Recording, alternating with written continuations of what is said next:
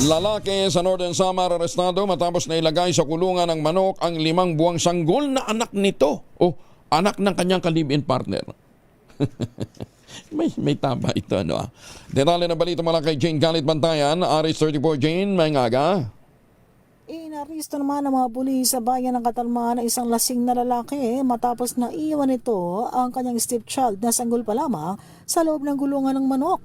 Ang sanggol ay anak ng kanyang kinakasama. Ayon sa PNP Katarman, inilagay at iniwan nito ang isang 5 buwang gulang pa lamang na sanggol sa loob ng gulungan ng manok habang ito ay nasa probinsya ng Alak. Ang nasabing insidente ay naganap sa Barangay Airport Village na naturang bayan.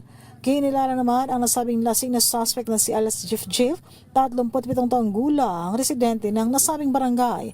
Personal na nagtungo mismo sa pulisya ang nasabing ina ng sanggol kasama rin ang kanyang ina upang i-report ang ginawang pagpapabaya ng nasabing suspect sa kanilang sanggol.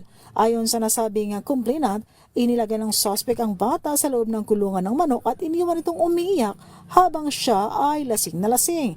Dahil sa takot, agad naman humingi ng tulong ang ina ng complainant sa Municipal Social Welfare Development Office o MSWDO na siyang tumawag naman ng pulis. At pagdating naman ng mga responding pulis ay nadatnan itong suspect karga pa ang sanggol at ito ay lasing. Agad siyang inaristo matapos ipaalam ang kanyang mga karapatang konstitusyonal. Sa kasalukuyan ay nakapiit ngayon ito sa Katarman Municipal Police Station para sa kakulang dokumentasyon at disposisyon. Kasalukuyang inihahanda na ng investigador ang mga kinakailangan dokumento para sa inquest filing ng kasong paglabag sa Seksyon 10 ng Republic Act 7610 o Special Protection of Children Against Abuse, Exploitation at Discrimination Act. Mula sa Aksyon Radyo Katarman sa lalawigan ng Northern Samar, RH34 Jane Galit Bandayan, una sa Pilipinas, una sa Pilipino. Magan